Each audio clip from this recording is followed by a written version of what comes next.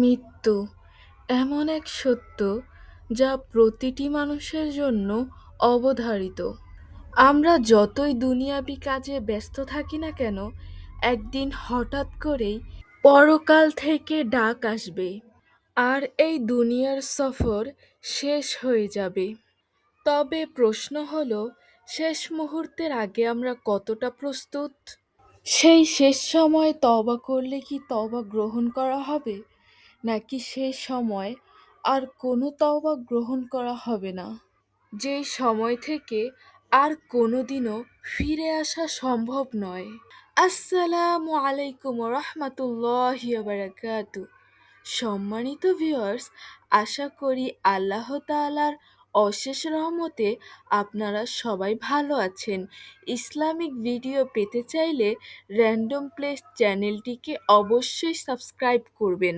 দুনিয়ার জীবন খুবই ক্ষণস্থায়ী, তবে মৃত্যু এমন এক বাস্তবতা যা থেকে কোনো প্রাণী রেহাই পাবে না।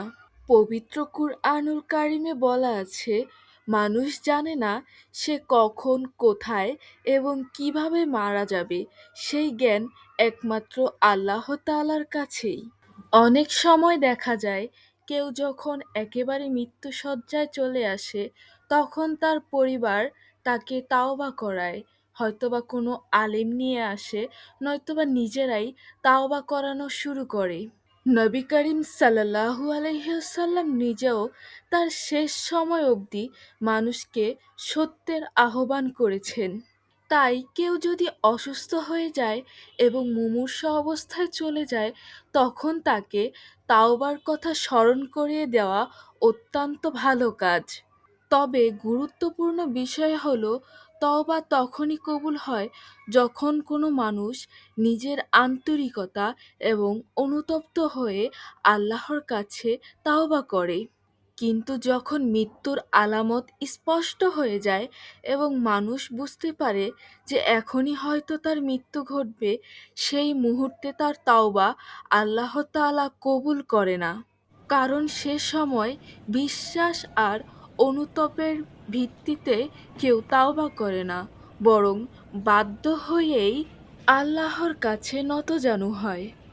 একজন ব্যক্তি যখন মুমূর্ষু অবস্থায় এমন স্থানে চলে যায় যে তার চোখের পর্দা আল্লাহ তাআলা সরিয়ে দিয়েছেন, সে সময় মুমূর্ষু ব্যক্তি এমন কিছু দেখতে পায় যা বাস্তবিক অর্থে কোনো মানুষ দেখতে পায় না।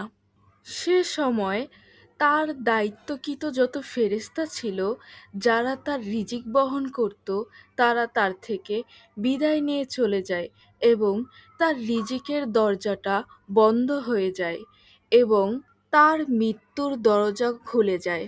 অর্থাৎ যে দরজা দিয়ে তার রূহকে আসমানে নেওয়া হবে, সে দরজা খুলে যায়। সে সময় তার রূহ বহনকারী ফেরেশতাদের দল তার দিকে ছুটে আসতে থাকে। আর ওই অবস্থায় যদি কেউ তাওবা করে, সে তাওবা গ্রহণযোগ্য হয় না। এই কারণে আমাদের শিক্ষা হলো, তওবা কখনো দেরি করা উচিত নয়। সুস্থ ও স্বাভাবিক অবস্থাতেই আল্লাহর কাছে ফিরে আসা জরুরি। কারণ কেউ জানে না তার জীবনের শেষ সময় কখন এসে যাবে, কখন তাকে আল্লাহর ডাকে সাড়া দিয়ে ইহকালের যাত্রা ত্যাগ করে পরকালের দিকে রওনা হতে হবে। হাদিসের মধ্যে রয়েছে, দুই সময় তাওবাকারীর তাওবা কবুল হবে না। এক, যখন সূর্য পশ্চিম দিকে উঠে যাবে। দুই, যখন আজরাইল আলাইহিসসালাম সন্নিকটে হাজির হবেন। এজন্য তাওবা মৃত্যুর ঠিক আগে নয়, তাওবা আগেই সম্পন্ন করতে হবে। কারণ যখন আল্লাহ তাআলা আজরাইলকে সন্নিকটে পাঠিয়ে দিবেন, তখন আর তাওবা কবুল হবে না। আমরা অনেকেই কোনো গুনাহ বা ভুল করার পর ভাবি অনেক সময় পড়ে আছে, পরে হয়তো তওবা করে নেব।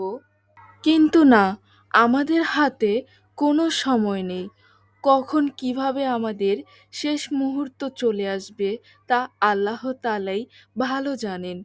এজন্য সময়ের অপেক্ষা না করে যখনই ভুল হবে তখনই তাওবা করা উচিত এবং আল্লাহর কাছে অনুতপ্ত হয়ে নিজের ভুল দোষ স্বীকার করে নিজের গুনাহগুলি মাফ করে নেওয়া উচিত।